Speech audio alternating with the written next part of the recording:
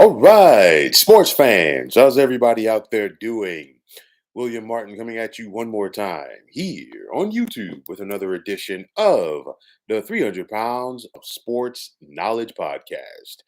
Now, by now, we all know the story from earlier this week regarding now former UNLV quarterback Matthew Sluka.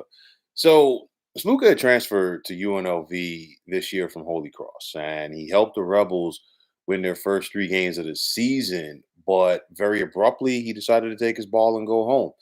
Now, we know about the NIL dispute where Sluka and his team are claiming that he was promised 100,000 for an NIL deal that didn't happen.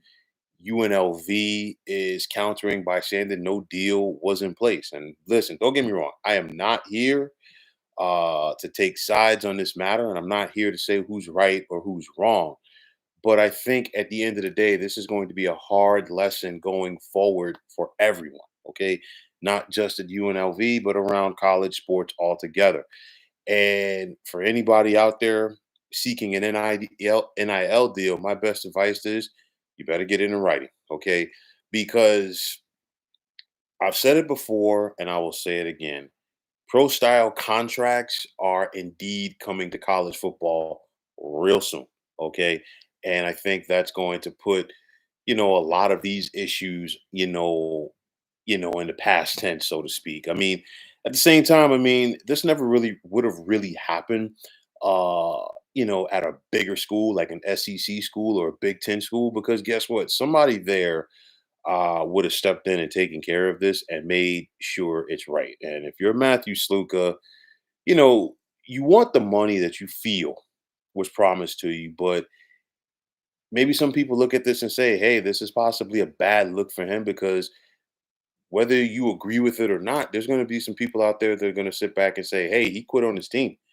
And, at the end of the day, your reputation does precede you.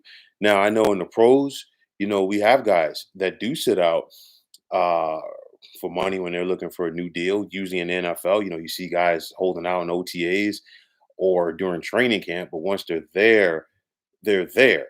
And you look at UNLV, they had a darn good team last year. They got to the Mountain West championship game. They have a very good team again this year, just once again capable of winning the Mountain West.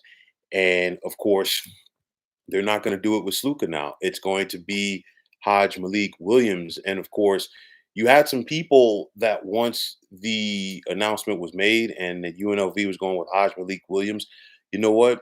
They didn't sweat it. And I said this week when I was doing my key games, I said, hey, this could be a rallying cry for this UNLV team, a UNLV team that has looked good so far this season. We just saw them 2 weeks ago go to Lawrence and upset Kansas.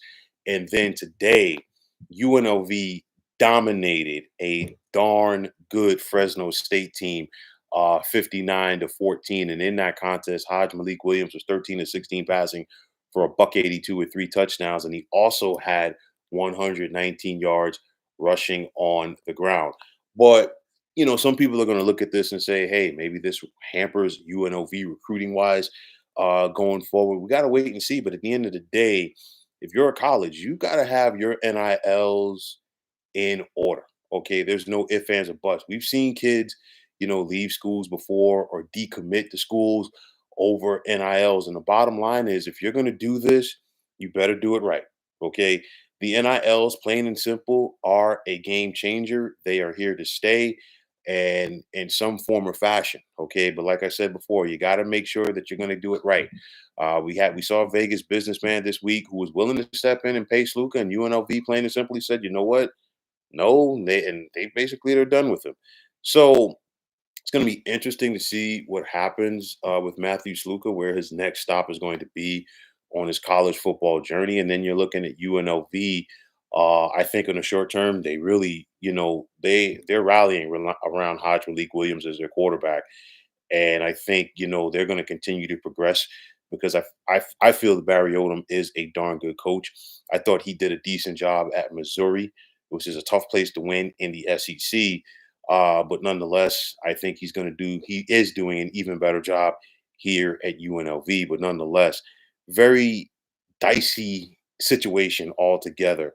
But I think this right here, could be the turning point that's going to help this NIL deal thing out for everybody in the long term. Like I said, anybody out there, plain and simple, treat it like any other deal.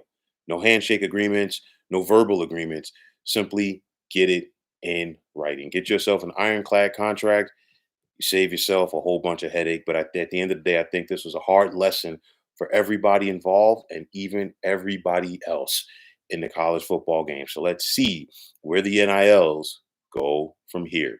But folks, that's going to wrap it up. And as always, I want to take this time out to thank all of you for tuning into the 300 Pounds of Sports Knowledge podcast here on YouTube. I want to take this time out to thank all of you fine folks out there for tuning in.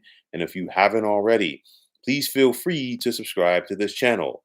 Now, if you're on the X, formerly known as Twitter, please feel free to follow me at 300 Pounds of Sports. And like I always say, if you follow me, it will be my pleasure to follow you right back. There's also the sports discussion groups on Facebook at the Sports Depot 365. Now, you can check it out, drop a line, and be a part of one of the better sports debating sites going on social media. So, once again, fine folks, my name is William Martin, and I'm signing off. And I'm saying take care and have yourselves a wonderful day.